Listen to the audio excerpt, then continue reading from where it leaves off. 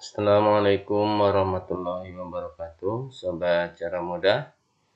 Pada video kali ini, Cara Mudah akan menginformasikan tentang pengadaan calon pegawai negeri sipil atau CPNS di Kementerian Agama Republik Indonesia tahun anggaran 2024.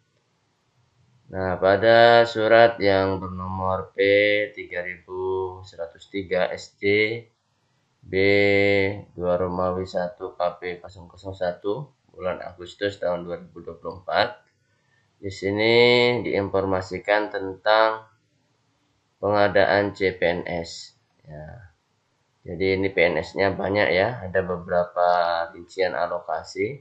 Nanti kita bisa lihat di sini sobat. Nah, kita lihat pertama rincian alokasi kebutuhan dan tentang penghasilannya ya. Ini kita cek di sini. Oke, kita lihat. Ini alokasi CPNS Kementerian Agama tahun 2024. Ada 20.772 ya. Dengan rincian satuan kerja, rincian jabatan, kualifikasi pendidikan, dan jumlah kebutuhan. Dan rencana penempatan sebagaimana tercantum dalam lampiran ini. Nah, nanti di sini ada dua lampiran ya yang akan kita perlihatkan. Ada golongan 2 dan golongan 3 tentang penghasilannya. Kalau golongan 2 mulai dari 2.485.900 sampai 5.187.900 dan golongan 3 mulai dari 2.785.700 sampai 6.104.700. Nah, kemudian kita lihat jenis penempatan kebutuhan, ada yang sifatnya umum, yakni kebutuhan yang dialokasikan bagi pelamar yang memenuhi persyaratan sesuai dengan ketentuan peraturan perundang-undangan. Nah, tetapi buat sobat yang mempunyai kekhususan, misalkan cum laude, nah ini ya, lulusan terbaik. Ini pelamar merupakan yang berpredikat cum laude ya, yang memiliki jenjang pendidikan rendah S1. Nah, tidak termasuk diploma 4 yang berasal dari perguruan tinggi dalam negeri terakreditasi unggul atau A dan program studi terakreditasi unggul pada saat kelulusan yang dibuktikan dengan tanggal kelulusan yang tertulis pada ijazah. Nah, kemudian perguruan tinggi luar negeri setelah memperoleh penyetaran ijazah dan surat keterangan yang menyatakan predikat kelulusannya setara dengan ujian atau cum laude dari kementerian yang menyelenggarakan urusan pemerintahan di bidang pendidikan, kebudayaan, riset, dan teknologi atau kementerian yang menyelenggarakan urusan di bidang agama. Nah ini, jadi sobat-sobat yang lulusnya cum laude punya kesempatan khusus ini ya. Kemudian juga tidak menafikan selain yang umum dan cum laude ada yang penyandang disabilitas. Nah, dengan ketentuan pelamar berkebutuhan khusus yang mengalami keterbatasan fisik ya. Tentunya dibuktikan oleh surat keterangan dokter ya. Kemudian khusus juga untuk putra-putri Papua. Nah, ini sobat-sobat kita, sahabat-sahabat kita yang di Papua juga mempunyai kesempatan khusus. Keturunan Papua berdasarkan garis keturunan bapak atau ibu asli Papua yang dibuktikan dengan akta kelahiran atau surat keterangan lahir dan surat keterangan dari kepala desa atau kepala suku. Juga untuk, nah ini ya, putra-putri Kalimantan. Nah, ini dengan ketentuan pelamar diperuntukkan bagi kebutuhan yang akan ditempatkan di IKN ya, yang dibuktikan dengan kartu tanda penduduk atau KTP di kabupaten atau kota Kalimantan pada saat pembuatan akun SSCASN. Nah, ini jadi ada kekhususan buat putra-putri Papua dan putra-putri Kalimantan. Selain juga disabilitas, juga yang cum laude dan juga untuk yang umum. Jadi ini sangat mengakomodir semua keperluan ya. Kemudian kita lihat apa persyaratan. Nah, persyaratannya ya. Persyaratan untuk mengikuti tes ini. Seleksi CPNS ini. Yakni setiap warga negara Indonesia mempunyai kesempatan yang sama untuk melamar menjadi CPNS dengan memenuhi persyaratan prosedur sebagai berikut. Usia paling rendah 18 tahun.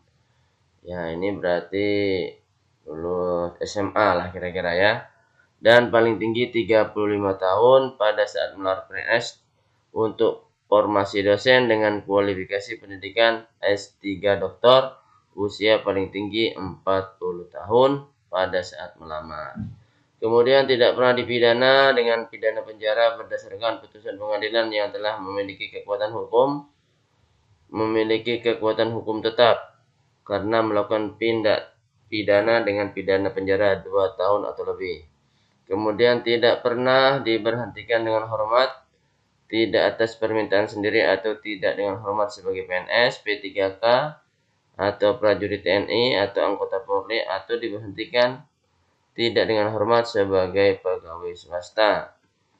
Kemudian tidak berkedudukan sebagai calon PNS, prajurit TNI atau anggota Polri. Nah, berarti untuk yang P3K bisa ikut ini ya, bisa. Nah, tidak dipersyaratkan. Tidak menjadi anggota atau pengurus partai politik atau terlibat politik praktis. Nah, ini tidak boleh ya. Memiliki kualifikasi pendidikan sesuai dengan persyaratan jabatan dengan ketentuan. 1. Pelamar lulusan perguruan tinggi dalam negeri memiliki ijazah asli. Ya, dibuktikan ya. Kedua, pelamar lulusan perguruan tinggi luar negeri yang telah memperoleh ya penyetaraan tentunya ya. Nah, itu penyetaraan. Kemudian transkrip nilainya juga ada. Kemudian untuk khusus pelamar lulusan Ma'had Ahli yang memiliki ijazah asli dari Ma'had Ahli yang memiliki izin operasional dari Kementerian Agama pada saat kelulusan yang dibuktikan dengan tanggal kelulusan dan tertulis pada ijazah. Kemudian memiliki kompetensi yang dibuktikan dengan sertifikat keahlian tertentu yang masih berlaku dari lembaga profesi yang berwenang untuk jabatan yang mempersyaratkan. Artinya kalau tidak dipersyaratkan ya tidak harus ada. Kemudian sehat jasmani dan rohani sesuai dengan persyaratan jabatan yang dilamar. Bersedia ditempatkan di seluruh wilayah negara Kesatuan Republik Indonesia termasuk IKN atau negara lain yang ditentukan oleh Kementerian Agama. Bersedia mengabdi di Kementerian Agama dan tidak akan mengajukan pindah antar unit lingkungan Kementerian Agama maupun pindah instansi dengan alasan apapun sekurang-kurangnya 10 tahun. Nah, jadi sekarang itu sobat 10 tahun baru bisa dipindah kecuali Kementerian Agama yang memindahkan karena itu kebutuhan organisasi. Tapi kalau kita mengajukan pindah nggak bisa ya. Aturannya begitu. Namun kadang kebijaksanaan bisa berubah jika memang kebutuhan organisasi atau kebutuhan Kementerian Agama. Kemudian tidak berstatus sebagai peserta lulus seleksi CASN atau ASN yang sedang dalam proses pengusulan penetapan nomor induk pegawai atau NIP.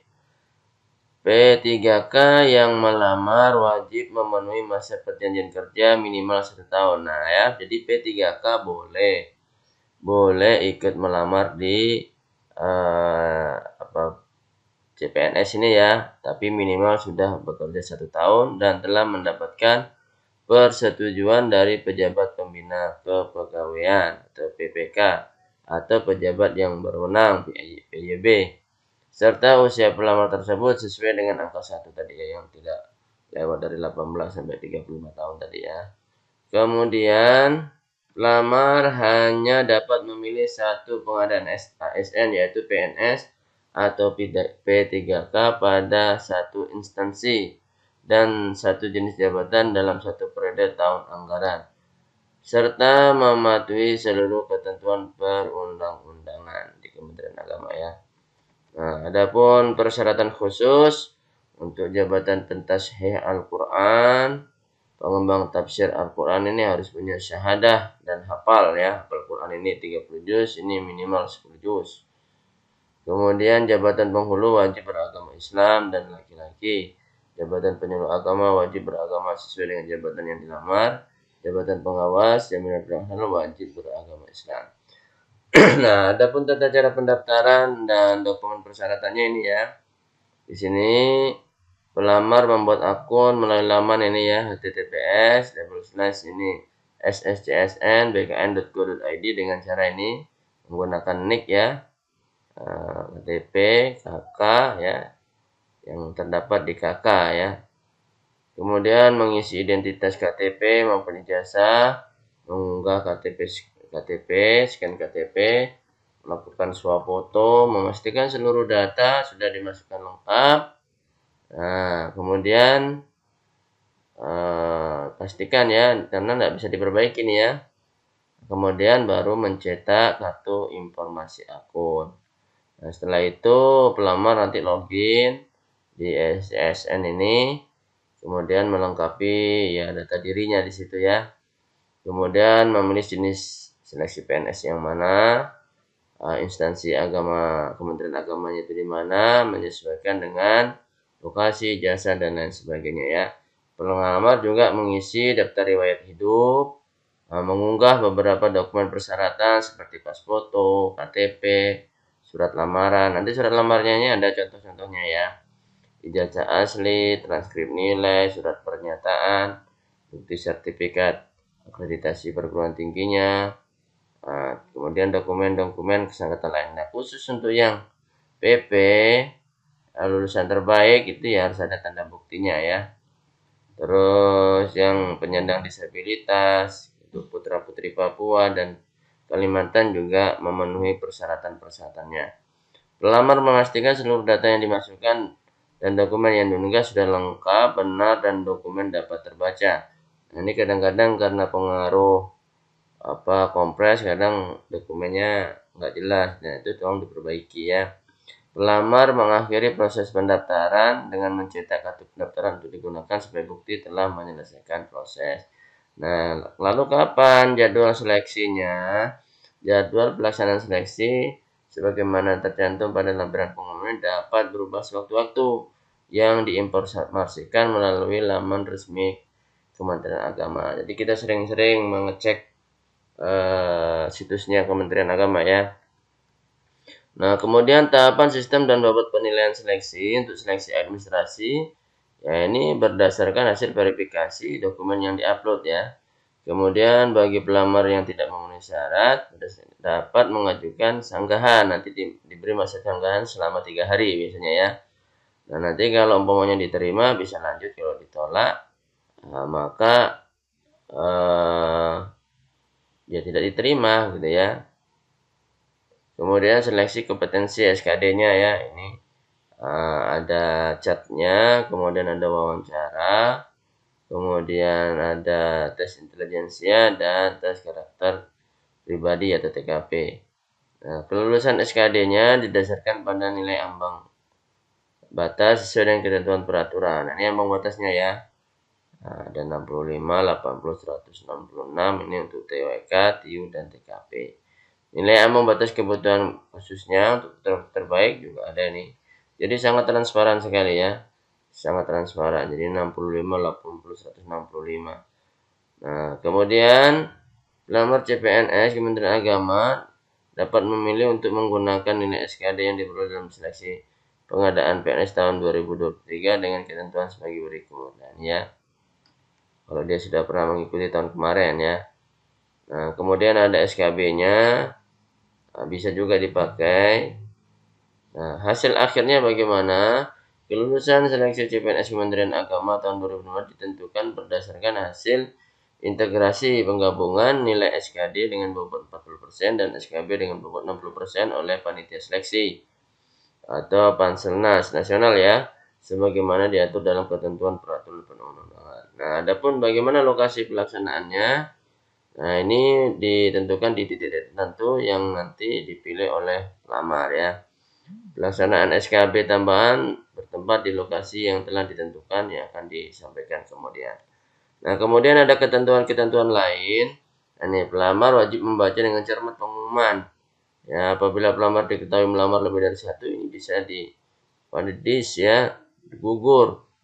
Nah, kemudian apabila pelamar tidak hadir juga tidak bisa. Apabila pelamar menggelarkan tidak benar, informasi palsu ini bisa membatalkan kelulusan. Apabila pelamar yang telah dinyatakan lulus tahap akhir seleksi mendapatkan NIP kemudian mengundurkan diri, ini juga diberi sanksi ya. Sudah dapat NIP, mundur lagi sanksi ya. Dalam proses seleksi ini ingat tidak ada biaya, jadi jangan tertipu oleh calo-calo yang mengatasnamakan bisa meluluskan, jangan ya.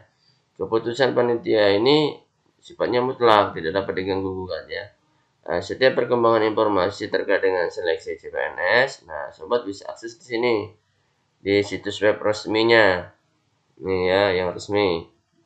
Nih, https://kemenag.go.id atau https://csn.kemenag.go.id atau kalau lewat Instagramnya @kemenag_ri atau @csn_kemenag. Kemudian di X-nya Kemenag RI atau melalui helpdesk SCSN https helpdesk ya scsn.bkd.go.id. Nah, ini ya. Nah, kemudian rinciannya sebagai berikut ya, jadwal pengadaan calon pegawai negerinya. Ini pengumuman seleksi ya, mulai 31 Agustus sampai 14 September. Ingat ini tanggalnya. Kemudian pendaftaran seleksinya tanggal 1 sampai tanggal 14. Jadi hari ini sudah mulai ya. Hari ini sudah mulai seleksi administrasi. Kemudian tanggal 1 sampai 16. Pengumumannya tanggal 17 September, pertengahan bulan ya, setelah Maulid ini. Kemudian konfirmasi penggunaan nilai seleksi ini 18 sampai 28 September. Nah, nanti yang dinyatakan bermasalah ada masa sanggah. Nah, silakan diupload data-data jika ada kesalahan dari panitia, bisa masih. Kemudian setelah itu tanggal 18 sampai 22 panitia akan memberikan jawaban sanggah, apakah sanggahan diterima atau ditolak ya. Kemudian pengumuman pasca masa sanggah 21 sampai 27 September. Nah, kemudian pada tanggal 29 sampai 1 Oktobernya itu penarikan data final SKD PNS. Nah, selanjutnya nanti akan dilaksanakan penjadwalan SKD CPNS-nya mulai tanggal 2 sampai 8 Oktober. Nah, kapan pelaksanaannya? Pelaksanaannya diperkirakan antara 16 Oktober sampai 14 November 2024. Nah, pengolahan nilainya antara 23 Oktober sampai 16 November 2024. Pengumuman hasilnya tanggal 17 sampai 19 November. Pelaksanaan SKB CPNS non-CET 20 November sampai dengan 17 Desember 2024. Nah, lalu pemetaan titik lokasi SKB CPNS dengan CET-nya, input lokasi SKB itu antara tanggal 20 sampai 22 November. Kemudian pemilihan titik lokasi SKB CPNS dengan CET oleh peserta seleksi tanggal 23 sampai 25 November 2024. Nah, penarikan data final SKB CPNS-nya tanggal 26 sampai dengan 28 November 2024. Nah, penjadwalan SKB itu sendiri untuk CPNS dengan CET-nya tanggal 29 November sampai dengan 3 Desember 2024. Lalu pengumuman daftar peserta, waktu dan tempat SKB CPNS dengan CET-nya itu akan kita bisa temukan mulai tanggal 4 sampai 8 Desember 2024. Nah, di bagian integrasi nilai SKD dan SKB itu tanggal 17 Desember sampai 4 Januari 2025 ya.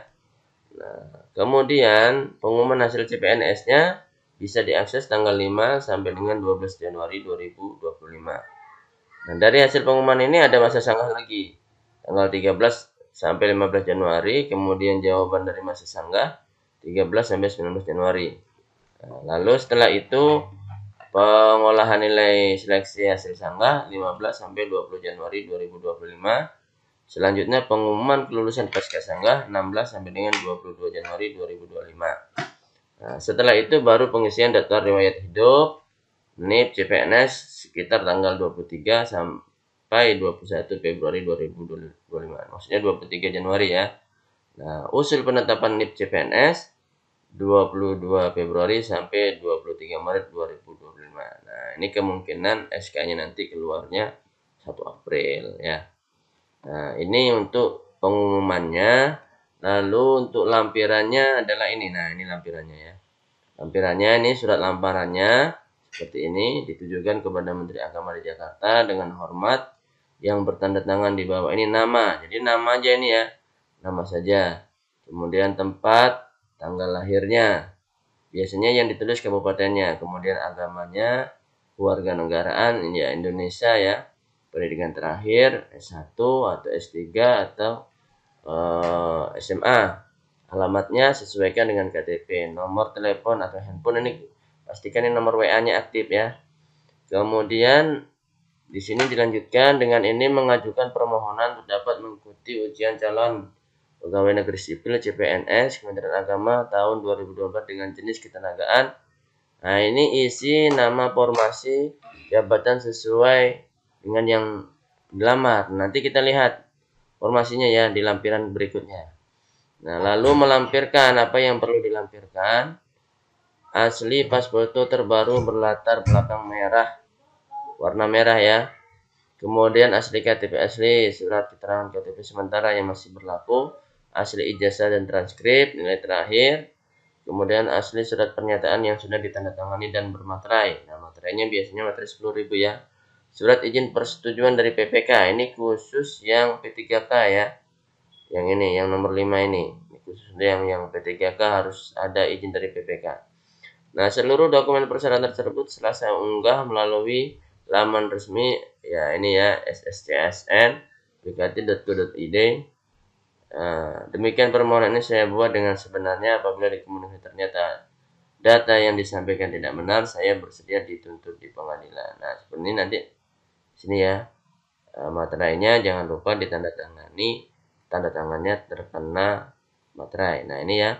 Khusus bagi pelayar CPNS yang berasal dari P3K harus hapus jika pelamar bukan berasal dari P3K. Yang ini maksudnya ya. Ini dihapus saja kalau yang apa namanya bukan dari P3K. Karena ini syarat untuk yang P3K. Lalu surat pernyataan lagi yang bertanda tangan di bawah ini nama siapa diisi di sini. Nah, dilihat di sini. Nah, ini ada suami atau istri, ada pelamar ya. Jadi ditulis di sini. Ini yang melamar. Kalau sudah berkeluarga atau orang tua ya, nama pelamarnya, nama bapak ibu, tanggal lahir, nik, agama. Nah, telah mendapatkan izin dari siapa? Suami atau istri atau orang tua atau walinya. Nah, di sini tulis kalau umpamanya suami ya tulis data suaminya, kalau istri data istrinya, kalau belum punya suami atau istri tulis data orang tua, bapak atau ibunya ya. Nah, ditulis datanya seperti ini. Dan selanjutnya dengan ini menyatakan dengan sesungguhnya ya ini bisa dirubah. Nah, di bagian sini, bagian akhir, ini yang melamar di sini. Tulis nama daerah, tanggalnya 2024, yang di sini adalah data yang kita isi sebelumnya. Nah, lalu formasinya bisa kita lihat di mana untuk mengisi data yang ini tadi ya. Yang di surat sini, jenis ketenagaan. Kita bisa cek di sini. Nah, ini formasinya ya. Nih, mulai dari guru, agribisnis pengolahan hasil, ini tempatnya. Nah, ini kualifikasinya yang dicari umum. Penempatannya nih di Kanwil Kementerian Agama Provinsi Jawa Barat. Nah, ini kita bisa cek masing-masing. Sobat bisa mencari di daerahnya masing-masing formasinya, atau kita ikut bersaing di luar provinsi juga boleh. Nah, ini di sini ada umum, artinya siapa saja bisa ikut. Kalau yang kumlot ini ya harusnya mempunyai kumlot baik nilai, akreditasi perguruan tingginya, juga akreditasi prodinya ya. Kemudian disabilitas ini harus menyertakan surat keterangan dari dokter yang mempunyai cacat ya. Kemudian untuk putra putri khusus Papua, ini PP Papua ya. Dan ini yang PP Kalimantan, untuk yang putra putri Kalimantan ini ada prioritas 2 ya. Nah, ini data-datanya bisa dicek di sini. Nanti sobat untuk mengunduh data-data PDF-nya ini bisa melihat di deskripsinya, di link deskripsinya. Nanti kita sertakan di situ sehingga sobat bisa mengeceknya secara mandiri melalui link yang sudah kita siapkan. Demikian sobat, semoga bermanfaat dan sukses. Banyak-banyak belajar dan berdoa, mudah-mudahan ada rezekinya menjadi PNS. Terima kasih. Assalamualaikum warahmatullahi wabarakatuh. Salam jalan mudah.